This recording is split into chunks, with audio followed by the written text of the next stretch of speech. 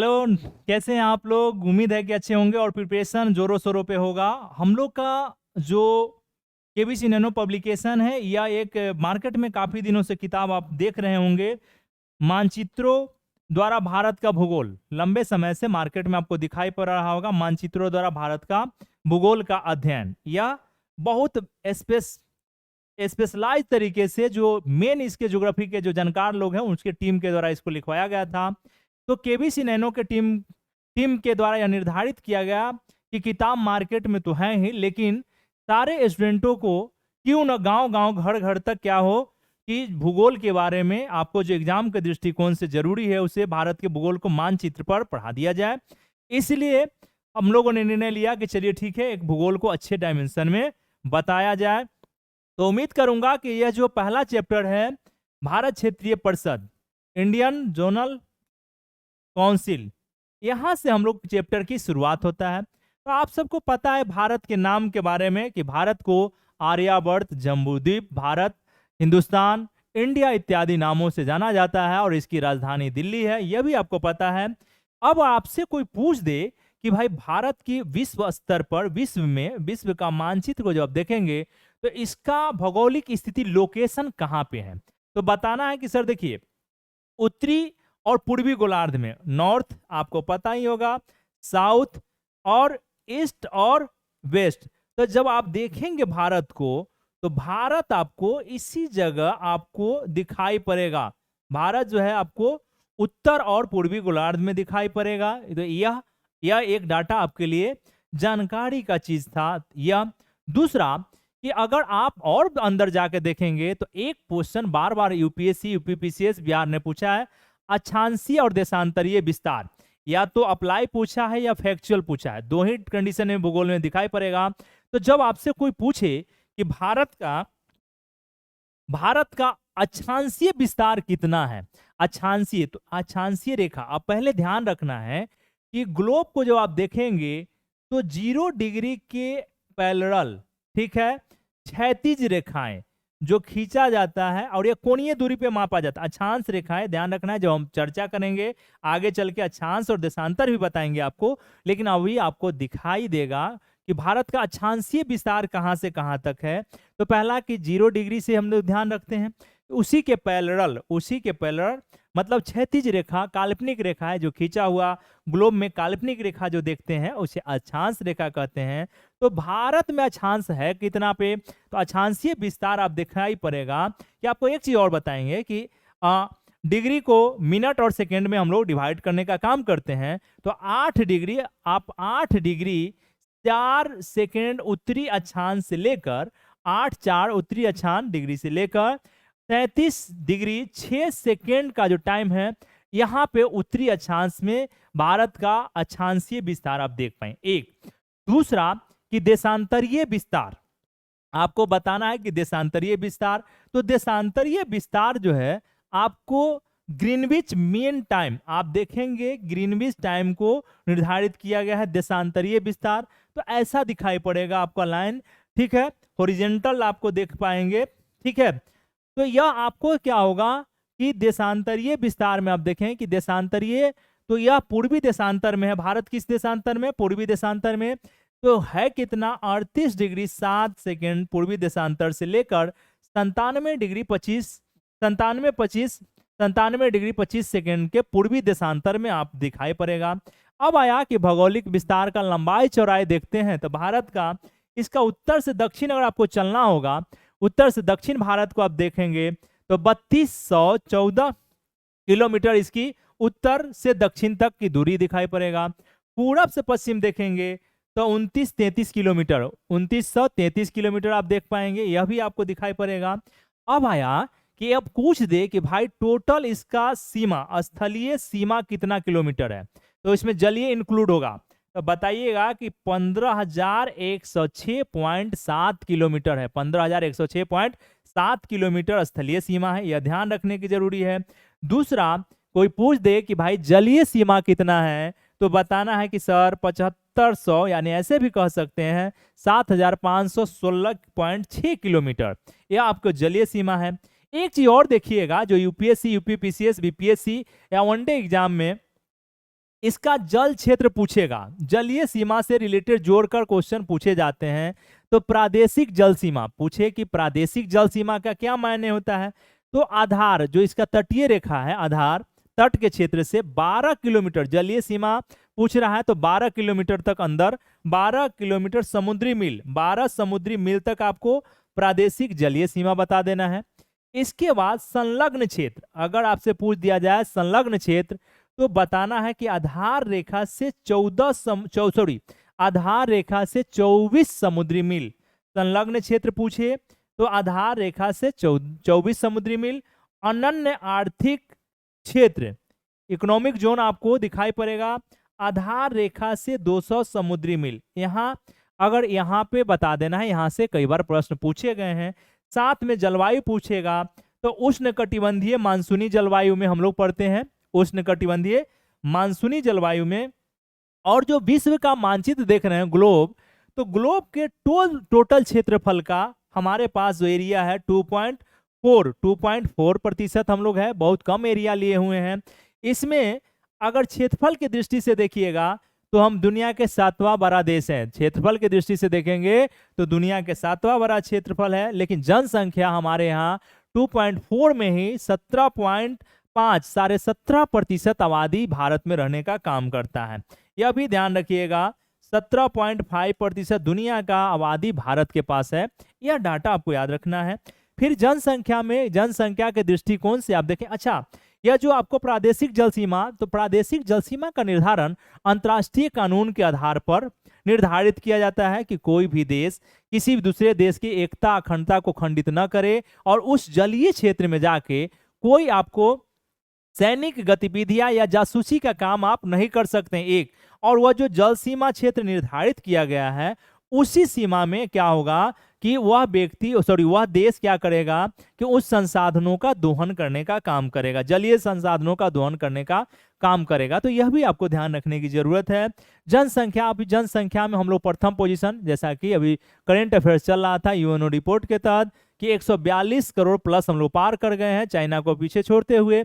लेकिन 2011 census report में देखेंगे तो हम लोग सेकेंड स्थिति में है, सेकेंड द्वितीय पोजीशन में है।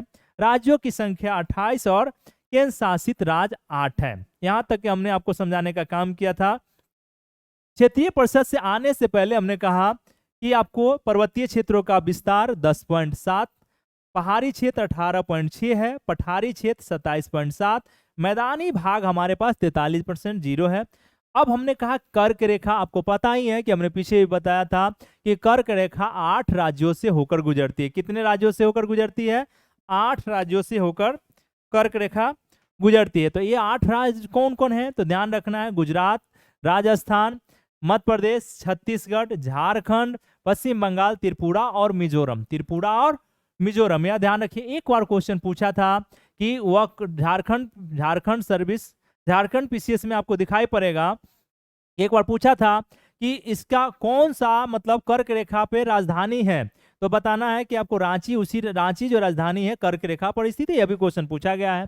फिर आप देखेंगे कि भूमध्य रेखा से कितना दूरी है हमारे पास। भूमध्य रेखा से भारत का मैप आपको दिखाई पड़ेगा कि 876 किलोमीटर दूर दिखाई पड़ रहा होगा। यहां तक के चीजों को समझते हुए फिर कहा कि कितने राज्य हैं जो आपको समय रेखा आईएसटी पर स्थित है, तो बताना है कि सर 5 राज्य आईएसटी पर स्थित है। उत्तर प्रदेश, आपको पता ही है कि उत्तर प्रदेश का नैनी जगह है मिर्जापुर, वहां से प्रधान यमुत्तर माना गया है। तो उत्तर प्रदेश, मध्य प्रदेश, छत्तीसगढ़ और उड़ीसा और आंध्र प्रदेश, 5 जो है समय रेखा पर स्थित है। उत्तर प्रदेश, मध्य प्रदेश, छत्तीसगढ़, उड़ीसा और आंध्र प्रदेश, यहाँ पे। ठीक है, यहाँ तक ध्यान दे लिए होंगे। अब पूछा है तेल शोधनशाला की संख्या 23 है। राष्ट्रीय राजमार्गों की संख्या कितना है? 599। और बंदरगाह हमारे पास कितने हैं? बड़े बंदरगाह की संख्या आपको 13 है। यहां तक के लिए आपको समझ में आ गया होगा। अब छोटा सा भारत के प्रमुख प्रतीक की अभी चर्चा हम लोग कर ही लेते हैं। राष्ट्रीय पशु बाघ, पक्षी मोर है, पुष्प कमल है, राष्ट्रीय गान जनगण मन है, राजकीय भाषा आपका हिंदी है, राष्ट्रीय वाक हमारा सत्यमेव जयते, राष्ट्रीय नदी आपको गंगा और भारतीय मुद्रा जो है रुपया। राष्ट्रीय विरासत पशु पूछ दे तो हाथी को बताइएगा। राष्ट्रीय वृक्ष है बरगद, चिन्ह हमारा अशोक स्तंभ, और राष्ट्रीय गीत है वंदे मातरम, राष्ट्रीय लिपि देवनागरी, राष्ट्रीय ध्वज क्या है तिरंगा, और राष्ट्रीय जलीय जीव क्या है डॉल्फिन। डॉल्फिन को राष्ट्रीय जलीय जीव 2008 में घोषित किया गया था। तो यह डाटा हमको याद रखने की आवश्यकता है। ठीक है, यहां तक। और इसके जस्ट आगे आप देखेंगे हमने चर्चा किया है क्षेत्रीय परिषद। क्षेत्रीय परिषद, और क्षेत्रीय परिषद को हम लोग समझने का काम करते हैं। आइए हम लोग देखते हैं, आगे बढ़ते हैं कि भारत का जब हम लोग मूल्यांकन कर रहे हैं, भारत का क्षेत्रीय परिषद के बारे में जब मूल्यांकन कर रहे हैं, तो हम लोगों ने पाया कि इसका कंडीशन किस प्रकार का है, यहां तक हमने समझने का काम किया। अब क्षेत्रफल, अगर भारत के टोटल क्षेत्रफल अगर आपसे पूछ दे तो बताना है कि 32,87,263 वर्ग किलोमीटर है। या देखिए, ये डाटा भले ही ऐसे लग रहा होगा, अब यह पूरे विश्व को आप देखेंगे तो विश्व के कुल क्षेत्रफल का जो हमारा एरिया है 2.4%। सोचिए कि 2.4% हमारे विश्व के भौगोलिक एरिया का मात्र हमारे पास है, और हम विश्व का लार्जेस्ट, सोचिए कि अभी यूएनओ का रिपोर्ट आया है कि जनसंख्या में हम लोग प्रथम पोजीशन ले लिए हैं। प्रथम पोजीशन में 142 करोड़ से अधिक जनसंख्या हो चुका है। अब सोचिए कि हमारे पास एरिया कितना कम है, 2. विश्व के पूरे क्षेत्रफल का 4%, यह बहुत कम है। और यहाँ इतने जब जनसंख्या होंगे तो क्या होगा कि संसाधनों के ऊपर धीरे धीरे क्या हो रहा है, दबाव बढ़ते जा रहा है। तो यह भी दिखाई पड़ेगा। अब विश्व की दृष्टि से भारत का पोजीशन क्या है, तो विश्व स्तर पे भारत का पोजीशन 7वां देश है। 7वें देश पे हम लोग 7वें देश पे हैं। अब कहा कि कुल जनसंख्या दिखाया गया है, तो कुल जनसंख्या 2011 सेंसस के देखेंगे तो विश्व की जनसंख्या का 17.5% जनसंख्या इंडिया में रहता है। तो विशाल, सोचिए कि 17.5% जनसंख्या भारत में है, तो बहुत बड़ा डाटा है। कितना समझ में आ रहा होगा। अब बात उठती है आगे, जब जनसंख्या की बात होगा, जनसंख्या चैप्टर में जब हम लोग देखेंगे तो देखने का काम करेंगे कि इस जनसंख्या का कैसे व्यक्ति संसाधन के रूप में प्रयोग कर रहा है। और जब तक भारत सरकार या राज्यों की सरकार इसको स्किलफुल मानव नहीं बना पाएगा, तब तक जनसंख्या भारत की अर्थव्यवस्था के लिए क्या होगा, वर्डन की स्थिति में होगा, दबाव की स्थिति में होगा। यहां तक बात समझ में आ गया होगा आपको। अब आया कि जनसंख्या के दृष्टि से कई बार क्वेश्चन पूछे गए हैं कि जनसंख्या के दृष्टि से भारत का क्या पोजीशन है, तो दूसरा पोजीशन था। अभी तो पहला पोजीशन आ गया नया, जो अभी देख रहे हैं यूएनओ का रिपोर्ट के हिसाब से। लेकिन अभी भी सेंसस रिपोर्ट के आधार पर चाइना के बाद हम लोग दूसरे पोजीशन लिए हुए हैं जनसंख्या के आधार पर। यहाँ पे राज्यों की संख्या 28 है, और यूटी राज्यों की संख्या 28 है। यूनियन टेरिटरी हमारे पास कितने हैं, 8 यूटी हैं। तो यह डाटा, छोटा छोटा डाटा आपको याद रखने की जरूरत है। अब बात आया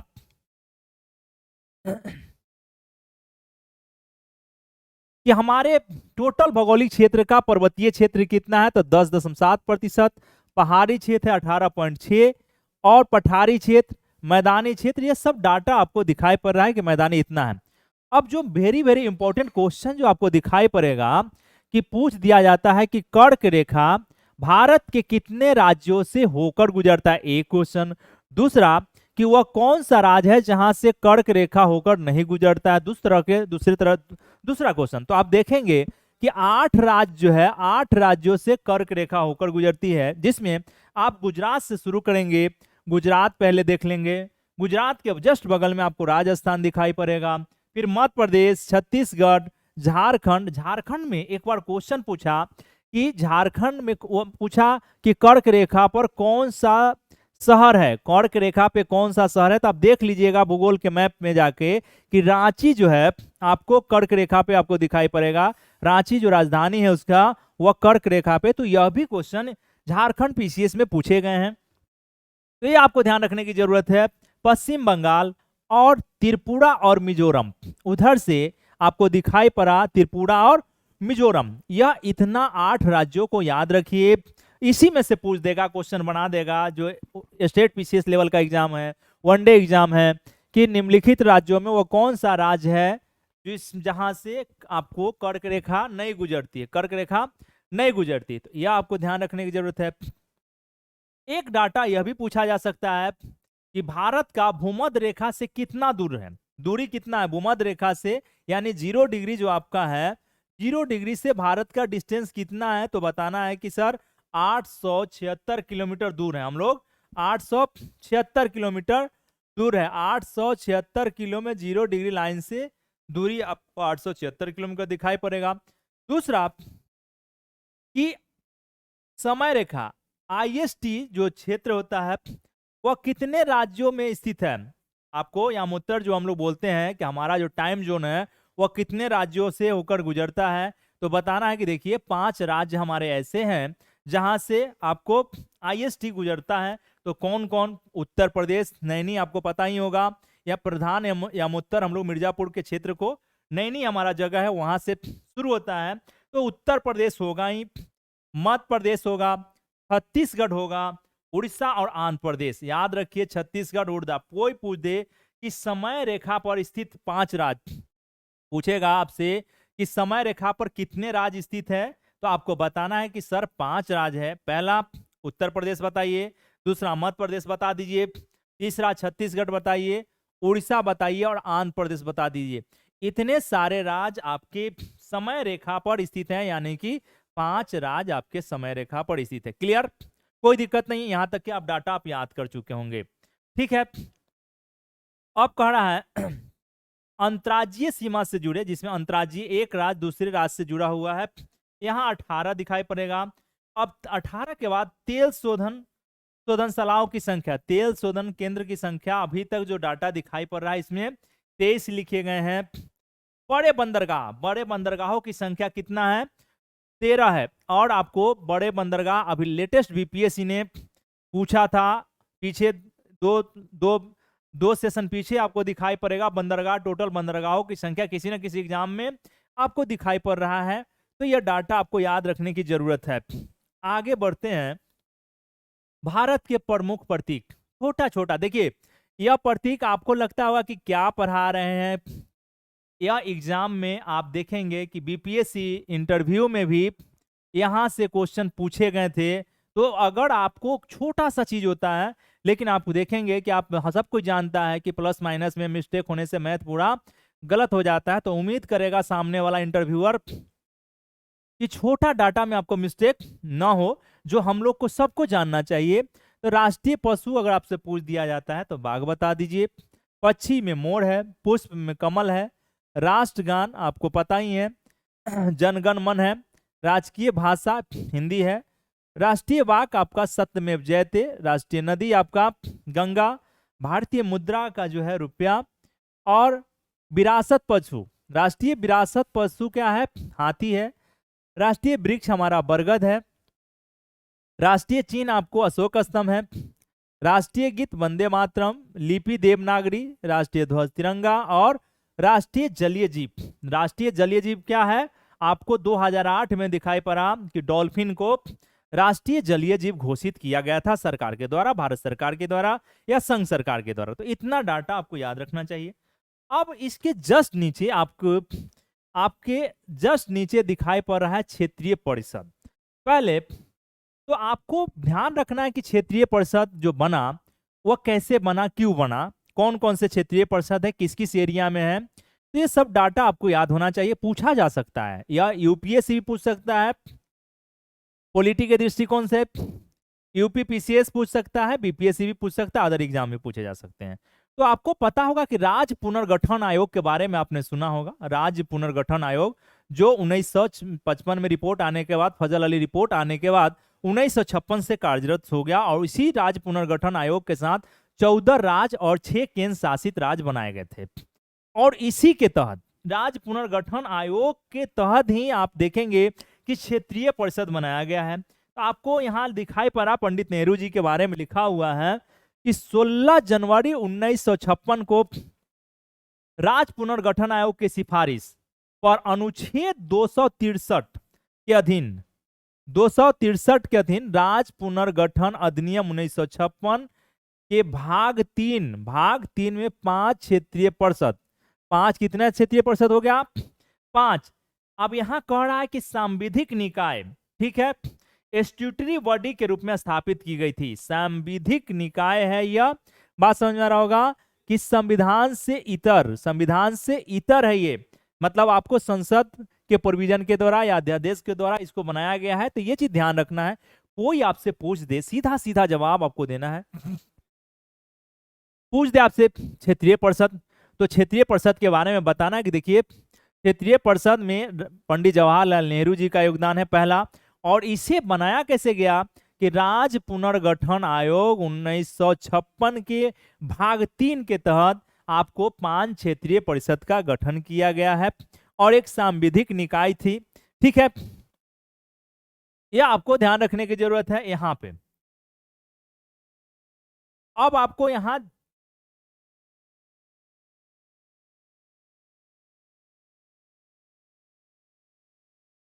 देखिए कि 26 जनवरी 2020 से 28 राज्य और 8 केंद्र शासित राज्य थे, जिनमें मुख्य रूप से 5 क्षेत्रीय परिषद, ठीक है, 5 क्षेत्रीय परिषद में इसको डिवाइड कर दिया गया, 5 क्षेत्रीय परिषद में बांटा गया है।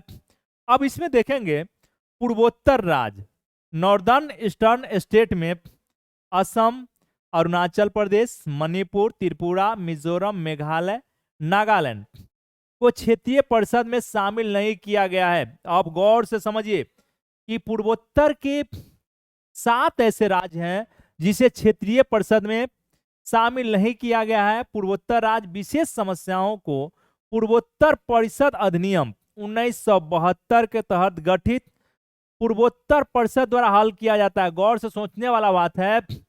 आपसे पूछ दिया जाएगा कि वह कौन कौन से, यूपीएससी भी पूछ सकता है, यूपीपीसीएस पूछ सकता है, बीपीएससी भी आपसे पूछ सकता है, और अदर एग्जाम एनडीए सीडीएस कहीं भी पूछे जा सकते हैं, क्योंकि अभी हाल में आपको गृह मंत्री की अध्यक्षता में क्षेत्रीय परिषद का सम्मेलन हुआ था, बैठक हुआ था, हमेशा होते रहता है। तो 5 क्षेत्रीय परिषद, तो आपसे पूछा जाए कि 5 क्षेत्रीय परिषद के तहत कौन ऐसे राज्य है कि इसमें सम्मिलित नहीं है और नहीं है, तो उनके लिए क्या विकल्प है। तो पहला आप बताएंगे या बताएंगी जवाब क्या होना चाहिए। पहला कि भाई देखिए 7 ऐसे राज्य हैं जहां पे क्षेत्रीय परिषद नहीं है। वह 7 राज्य है पूर्वोत्तर का, असम हो गया, अरुणाचल प्रदेश हो गया, मणिपुर, त्रिपुरा, मिजोरम, मेघालय और नागालैंड।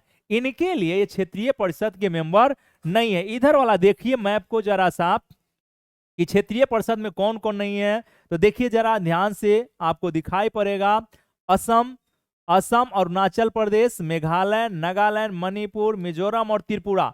ये जो हमारा एरिया है, ये मैप पर जरा देखा जाए, यह क्षेत्रीय परिषद का भाग नहीं है। यह है क्या, तो इसके लिए आपको दिखाई पड़ा कि 1972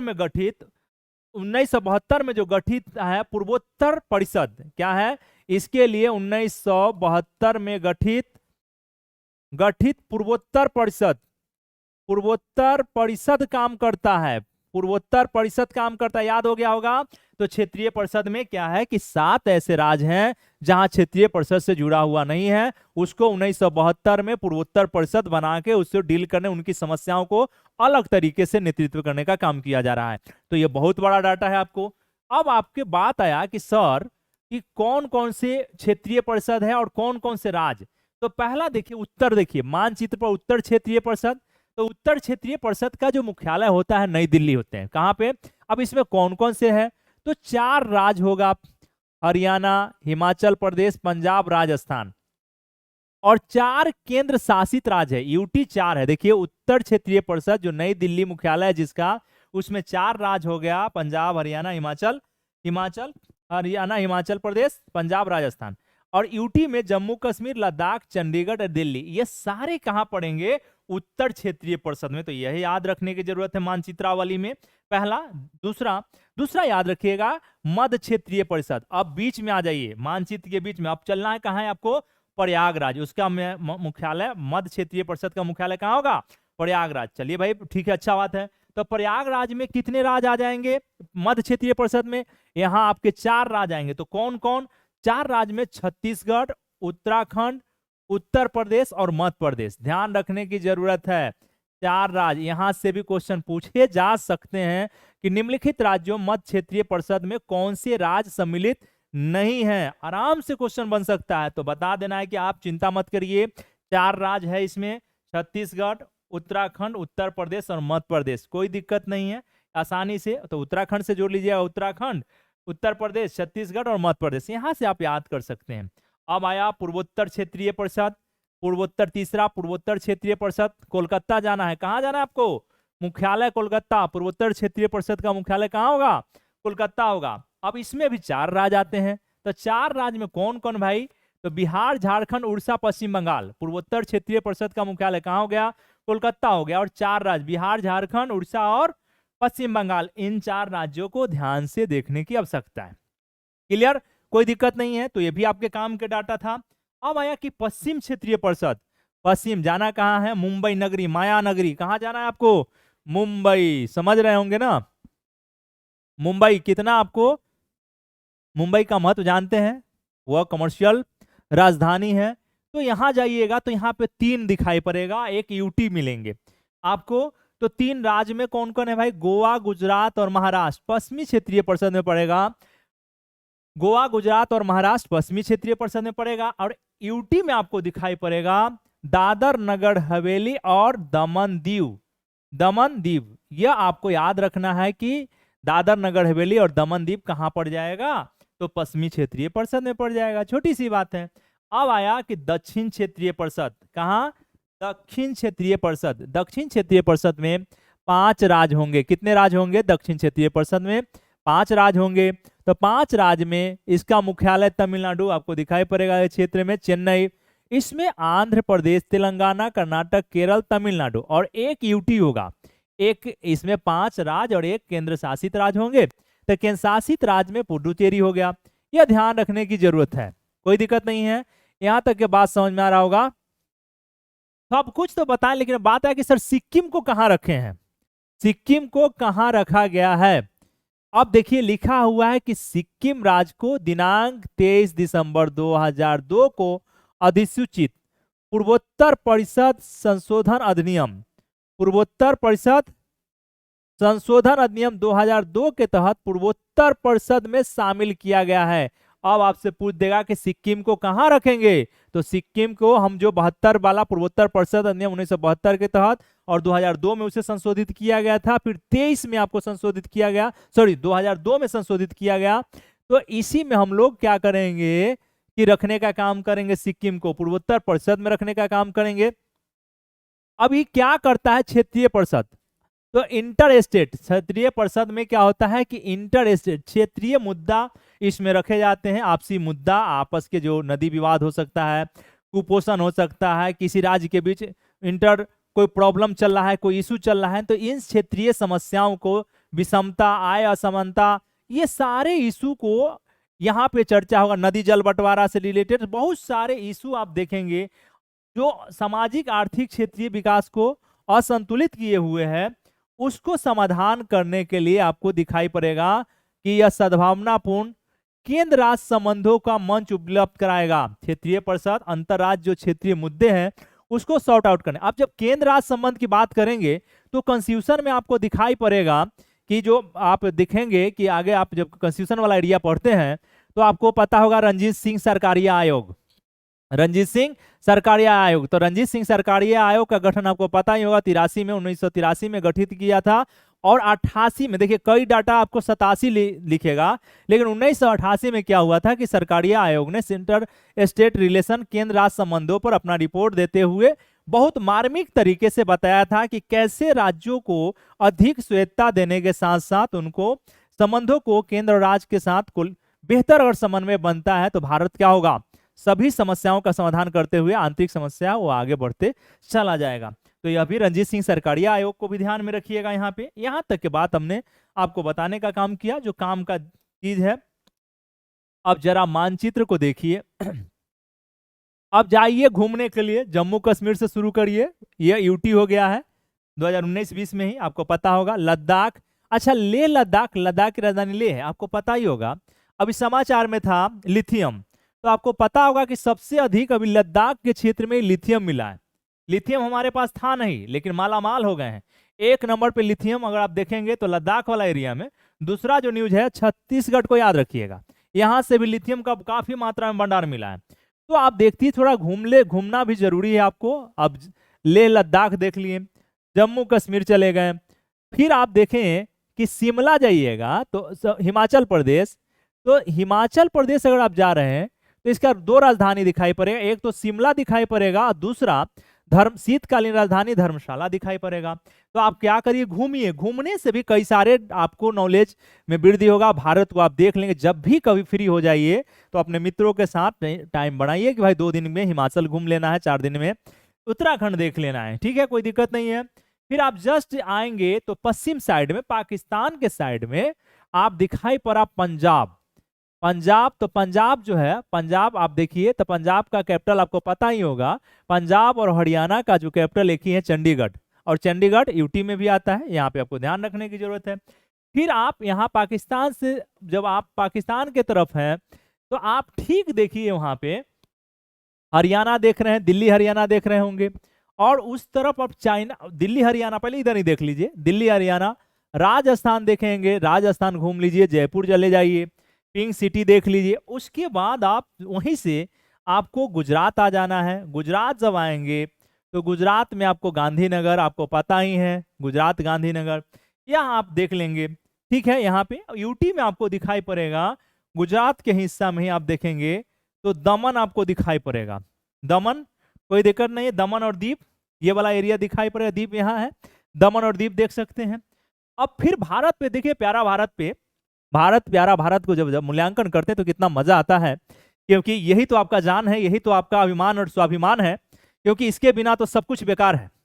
भारत, भारत से जानते ही हैं कि, और इसी भारत के लिए, इसी भारत को समृद्ध और सशक्त मजबूत बनाने के लिए आप यूपीएससी या यूपीपीसीएस, एनडीए, सीडीएस जो भी कर रहे हैं, या इसी भारत को मजबूत और समृद्ध बनाने के लिए आप कंटिन्यू रात दिन मेहनत कर रहे हैं। लाइब्रेरी में, लाइब्रेरी से लेके रूम में जहां आपको मिल रहा है कि किसी तरीके से हम जब मजबूत हो जाएंगे, एक बेस्ट नागरिक बन जाएंगे, एक ऑफिसर बन जाएंगे, तो भारत तो निश्चित है कि अपने आप समृद्ध और सशक्त होते हुए आगे बढ़ जाएगा। बात समझ रहे हैं ना। तो यहाँ की बात आया तो फिर आप दिल्ली, पता ही है कि मुखर्जी नगर आप देख रहे हैं, दिल्ली, दिल्ली मुखर्जी नगर और करोल बाग, ये सब हब है आपको यूपीएससी, पीसीएस, वनडे सभी एग्जाम के लिए, आप समझ रहे होंगे। तो उधर से अब इधर हम लोग देख लिए हैं। चलिए अब आपको थोड़ा सा, आपको चाइना के तरफ ले चलते हैं। चाइना की तरफ जाएंगे तो देहरादून उत्तराखंड वाला एरिया है, यह भी आपको दिखाई पड़ेगा, जरा इसको भी देख लीजिए, घूम लीजिए। फिर आपको पता है कि बिना यूपी बगैर यूपी, आप जो जानते ही होंगे कि बिना बिहार यूपी जीते दिल्ली को नहीं जीता जा सकता। और एक चीज, जिसने दिल्ली को जीता है उसने संपूर्ण भारत को जीता है। तो आपको पता होगा कि आप जब मुखर्जी नगर में बैठे हैं या करोल बाग में बैठे हैं या किसी भी केंद्र में बैठे हैं, तो आप दिल्ली जीत लिए तो निश्चित है कि यूपीएससी को भी जीत लेंगे, आसानी से मिल जाएगा यूपीएससी। लेकिन हाँ, एक आपको स्मार्ट तरीके से आपको कंटिन्यू काम करने की आवश्यकता होती है, और उसको उम्मीद करूंगा कि आप सब काम कर रहे होंगे, चाहे वो अब 14 मई हो या 28 मई हो, आप रात दिन एड़ी चुटी लगाए होंगे कि इस बार रिजल्ट तो होना ही है और होना ही चाहिए। बात समझ आ रहा होगा, कोई दिक्कत नहीं। एक दूसरा कि चलिए भाई यूपी भी हम देख लिए हैं, लखनऊ बाबा का क्षेत्र में घूम रहे हैं आप लोग। उसके बाद आप देखिए, लखनऊ के बाद चले जाइए, घूमते घूमते आपको क्या करना है कि आप अभी घूमिए प्रायद्वीपीय भारत के ऊपरी हिस्सा में, ठीक है। फिर आप मध्य प्रदेश चले आइए, भोपाल उसकी राजधानी हो गया। उसी के नीचे जब देखेंगे छत्तीसगढ़, रायपुर, छत्तीसगढ़ की राजधानी कहाँ हो गई, रायपुर हो गई। जब ऊपर में ही हम थे तो आपको अभी हम घुमा रहे हैं कि पटना भी देख लीजिए। पटना आपको पता ही है कि पटना जो है शेरशाह, इसने शेरशाह इस सिटी को क्या किया, पटना नाम दिया था। आपको 1541-42 का समय है। उसके बाद झारखंड 2000 में बना, तो यह रांची आप दिखाई पड़ा। चलिए यहाँ तक आप घूम चुके हैं, यहाँ तक देख चुके हैं। देखने के बाद आपको पश्चिम बंगाल जाना है। चलिए पश्चिम बंगाल भी गए, कोलकाता देख लिए, पश्चिम बंगाल आप देख रहे हैं। पश्चिम बंगाल जब देखेंगे तो यहाँ से आप फिर अभी आप नीचे ही आइए, अभी पूर्वी 7 सिस्टर के एरिया में आपको जाना नहीं है, अभी यहाँ रहिए। फिर वहां से आप भुवनेश्वर चले आए, उड़ीसा, भुवनेश्वर भी घूम लिए। चलिए सर कोई बात नहीं, अभी देख चुके हैं। भुवनेश्वर अगर घूम लिए हैं तो आप क्या करिए कि सीधा चलाइए, वहां से आपको आना कहाँ है कि आप देखेंगे कि नीचे चले, कोस्टल एरिया में ही आपको आंध्र प्रदेश, अमरावती, तेलंगाना होते हुए, तेलंगाना भी देख लीजिए, हैदराबाद को, हैदराबाद। फिर जस्ट बगल में आपको महाराष्ट्र दिखाई पड़ेगा। यह सब देखते चलिए, छोटा छोटा मैप है। तो इसके साथ साथ आप देखेंगे उससे नीचे गोवा हो गया, फिर कर्नाटक हो गया, कर्नाटक देखेंगे। अच्छा, आपसे कोई पूछ दे पांडिचेरी, तो पांडिचेरी में आपको दिखाई पड़ेगा कि आप देखेंगे कि यह जो यूटी है, तो यूटी में पांडिचेरी जो यूटी है इसमें देखेंगे यनम एक दिखाई पड़ा, दूसरा चार चीज आपको दिखाई पड़ेगा, पुदुचेरी यह भी दिखाई पड़ेगा, तीसरा कराईकल, और चौथा माहे। माहे सब मिला के पांडिचेरी बनता है, सब मिला दीजिएगा चार चीज, तब जाके आपको पांडिचेरी। तो यनम जो आपको दिखाई पड़ रहा है यह आंध्र प्रदेश के हिस्सा में दिखाई पड़ेगा, और पुडुचेरी जो है आपको तमिलनाडु के क्षेत्र में, और यहाँ पे आपको कराईकल भी तमिलनाडु के क्षेत्र में। लेकिन माहे को देखिएगा तो केरल वाला क्षेत्र में दिखाई पड़ेगा, केरल वाला क्षेत्र में आप देख सकते हैं। चारों को मिलाएंगे तो पांडिचेरी का निर्माण हो जाता है। यहाँ तक बात समझ आ रहा होगा। और दिल्ली और पांडिचेरी के पास अपना विधानसभा है, ये भी आपको पता होगा, कोई दिक्कत नहीं है, यहाँ तक बात समझ में आ गई। चलिए, अब हम तमिलनाडु भी देख लिए हैं, केरल भी देख लिए हैं। जब सब कुछ देख चुके हैं तो आपको देखना क्या है कि भाई और लक्षद्वीप को भी देखिए लीजिए, लक्षद्वीप को भी देख लीजिए। तो लक्षद्वीप कम से कम 460 किलोमीटर या लगभग 500 के आसपास में, जैसा कि अकॉर्डिंग टू एनसीईआरटी बताता है कि यह डिस्टेंस है। केरल तट से लक्षद्वीप को आप यहां जा सकते हैं। और 8 डिग्री चैनल जो है यहाँ पे मालदीव और लक्षद्वीप के बीच में 8 डिग्री चैनल आपको दिखाई पड़ेगा, यहाँ पे आप देख रहे हैं। दूसरा तरफ आप जाएंगे तो अंडमान निकोबार द्वीप समूह दिखाई पड़ेगा, बंगाल के खाड़ी में अंडमान निकोबार द्वीप समूह दिखाई पड़ेगा। यहाँ पे अभी न्यूज में था कि 21 जो द्वीप है इसके, इस द्वीप को क्या किया गया है कि इस 21 द्वीपों को आप देखेंगे, इस 21 द्वीपों के जो हमारे शहीद हुए हैं लोग, उन्हीं के नाम पर 21 द्वीपों को अलग अलग शहीद होने वाले व्यक्ति के नाम से इसे रख दिया गया है। तो आप यहाँ भारत को आप ओवरव्यू कर रहे थे। भारत के साथ साथ अब हम कहें कि अच्छा चलिए, अब भारत आप देख रहे हैं तो आप देखेंगे कि आपको पड़ोसी तो देखना ही है, बंगाल की खाड़ी देख रहे हैं, अरब सागर देख रहे हैं। तो हमने कहा सिक्किम, सिक्किम जब जाएंगे तो आप यहाँ पे भी न्यूज में चर्चा था नाथुला दर्रा, नाथुला, क्योंकि यहाँ भूस्खलन हुआ था, समझ में आ रहा होगा, यह चर्चा में था। तो आप देखेंगे लगभग 15,000 समुद्र तल से 15,000 किलोमीटर जो अंतरराष्ट्रीय सीमा पर है नाथुला, ठीक है, कोई दिक्कत नहीं, यह भी आपको दिखाई पड़ेगा। अब चलिए सीधा अब 7 सिस्टर स्टेट में। आज जो न्यूज में था, आप न्यूज देखेंगे चिकन नेक के बारे में, सिलीगुड़ी कॉरिडोर के बारे में, चिकन नेक का चर्चा। ये जो है यह आपको यहाँ देखेंगे कि बांग्लादेश की एरिया वाला जो देखेंगे, यह सिक्किम के आसपास में, सिलीगुड़ी कॉरिडोर के आसपास में आपको चिकन नेक दिखाई पड़ेगा। जो अगर यहाँ पे चाइना पहुंच गया तो क्या होगा कि यह 7 सिस्टर हमारे मानचित्र से कुछ समय के लिए अलग हो जाएगा, कट जाएगा।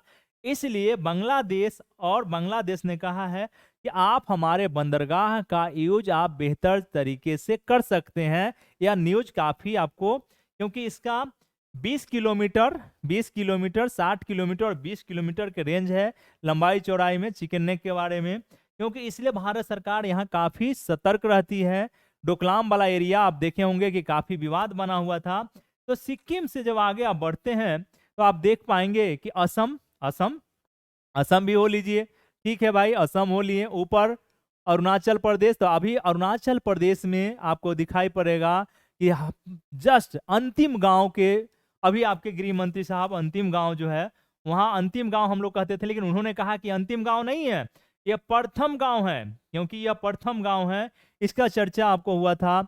अरुणाचल घूम लिए, नागालैंड देख लिए, नागालैंड, अभी मणिपुर चर्चा में है। मणिपुर में आपको दिखाई पड़ेगा कि काफी हिंसात्मक घटनाएं अभी जस्ट न्यूज में लगातार बना हुआ है। तो अगर आप भारत के भूगोल को अच्छे से देखे रहेंगे तो जितने करेंट भारत से बनने वाले होंगे आप आसानी से डील कर सकते हैं, आसानी से उसको सॉर्ट आउट कर सकते हैं। मणिपुर अभी काफी चर्चा में है, तो इसलिए इस पे आपको फोकस रखना चाहिए। जब आएगा तो हम बताते चलेंगे। फिर आया नीचे आप देखेंगे मणिपुर के जस्ट नीचे आपको दिखाई पड़ेगा मिजोरम, देख रहे हैं। मिजोरम के जस्ट बगल में त्रिपुरा देख पा रहे हैं, और त्रिपुरा की राजधानी अगरतला है। तो हमने एक ओवरव्यू निकालने का काम किया है। ओवरव्यू निकालने का काम किया है कि मानचित्रों के द्वारा, अगर मानचित्रों पे अच्छी पकड़ आपकी हो जाती है तो क्या होगा।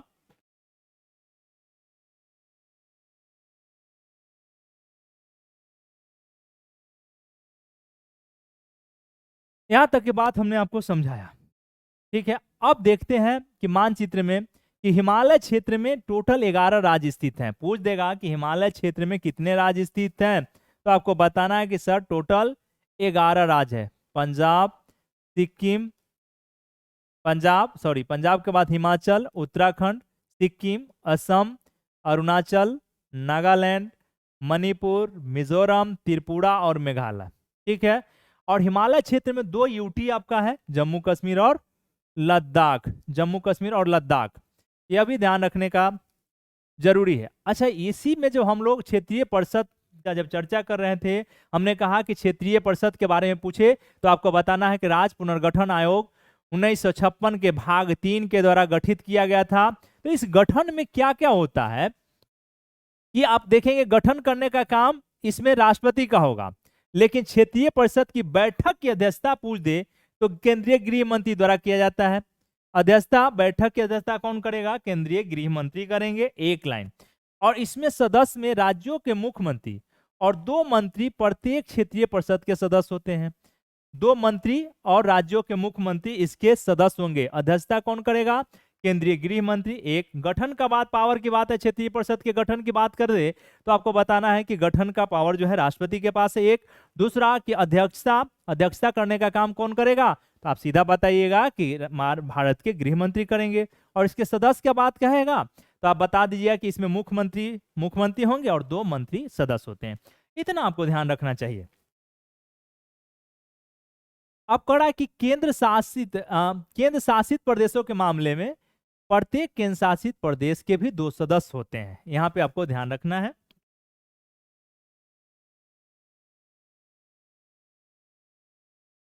अब तक 126 बैठक हो चुका है। अब तक टोटल 126 बैठक हो चुका है। यह आपको ध्यान रखने की जरूरत है।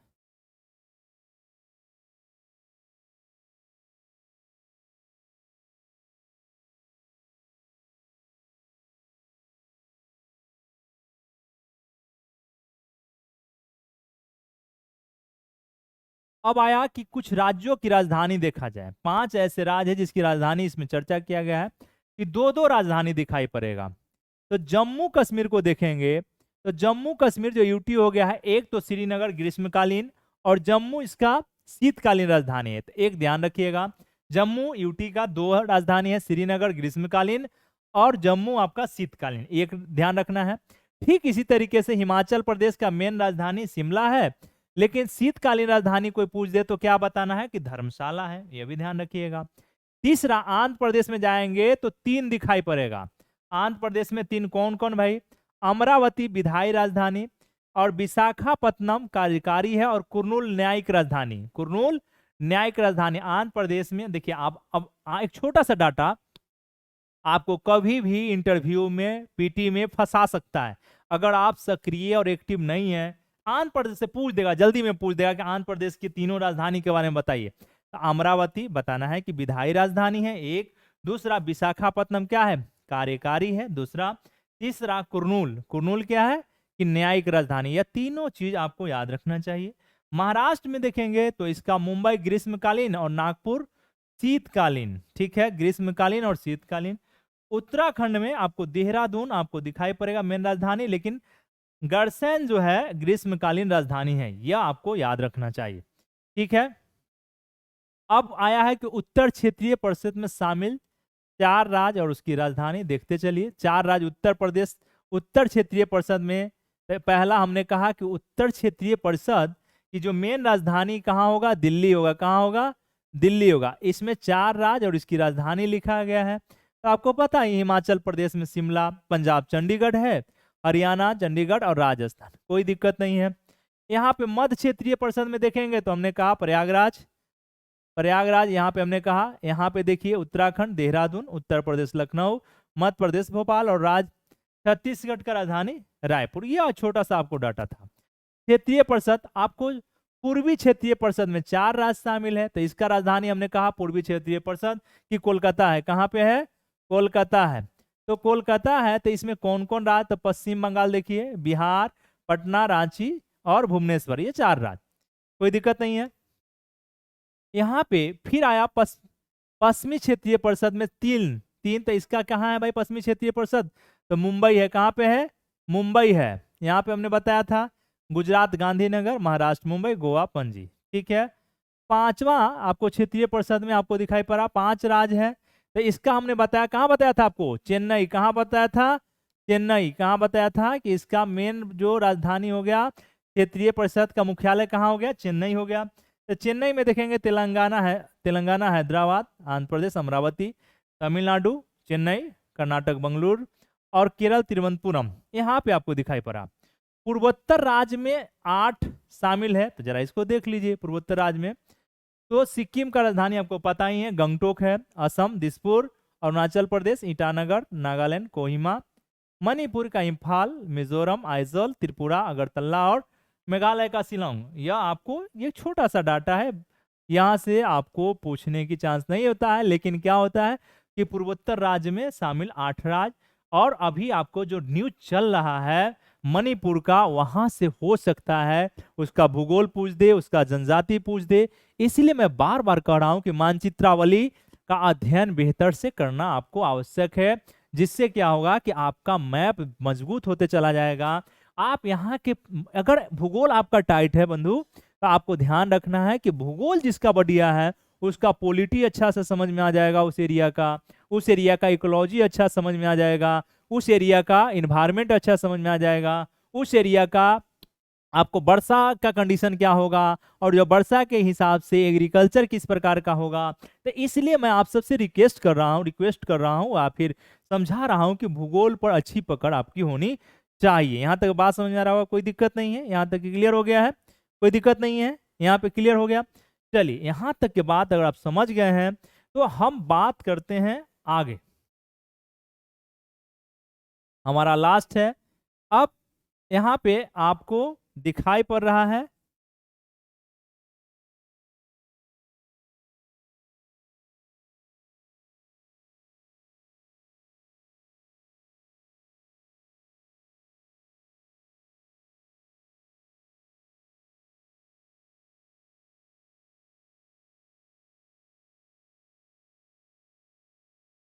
एक चीज आपको ध्यान रखना है कि अगर आपसे पूछ दे कि बांग्लादेश, यहाँ देखिए ये बांग्लादेश, तो बांग्लादेश से कितने राज्यों का सीमा लगता है, तो आप थोड़ा सा ध्यान रखेंगे तो पता चल जाएगा कि बांग्लादेश से किससे किससे लगता है।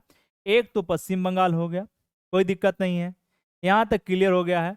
दूसरा, पश्चिम बंगाल के बाद आपको दिखाई पड़ा, इधर जब चलेंगे तो मिजोरम आपको दिखाई पड़ रहा है, त्रिपुरा दिखाई पड़ रहा है, ठीक है, कोई दिक्कत नहीं है। मेघालय दिखाई पड़ रहा है, यहां तक बात समझ में आ रहा होगा। आप असम दिखाई पड़ रहा है। तो यह भी आपको देखने की जरूरत है कि बांग्लादेश से लगने वाले किन राज्यों का सीमा लगता है और किन राज्यों का सीमा नहीं लगता है। बात समझ में आ रहा होगा।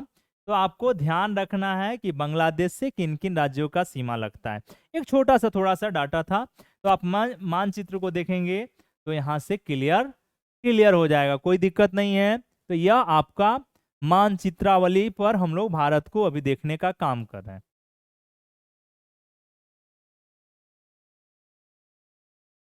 अब देखिए यूटी का राजधानी, यूटी भारत में 8 केंद्र शासित प्रदेश और उसकी राजधानी। कई बार आपको अभी पता ही नहीं चलेगा कि यूटी कितना हो गया। बात समझ आ रहा, 28 राज्य और 8 यूटी हो गया। तो आपको देखिए कि लद्दाख, तो लद्दाख का राजधानी कहाँ हो जाता है? लेह हो जाता है। दूसरा, जम्मू कश्मीर का श्रीनगर आपको पता ही होगा। दिल्ली तो पता ही है, चंडीगढ़ भी पता ही होगा। 4 तो आराम से समझ में आ रहा होगा। पुदुचेरी तो पुदुचेरी ही है। लक्षद्वीप का कवारती आपको पता है, कवारती यह भी आपको दिखाई पड़ रहा होगा। अंडमान निकोबार का देखेंगे तो अंडमान निकोबार को अब देखिएगा तो आपको पोर्ट ब्लेयर, आप उथली नॉर्थ, पोर्ट ब्लेयर है कहाँ, तो देखिए port Blair north Andaman Nicobar में दिखाई पड़ रहा है। यह भी क्वेश्चन पूछे गए हैं, यह भी क्वेश्चन पूछे गए हैं। तो छोटा सा डाटा होता है, अब आपको ध्यान रखने की आवश्यकता होगी।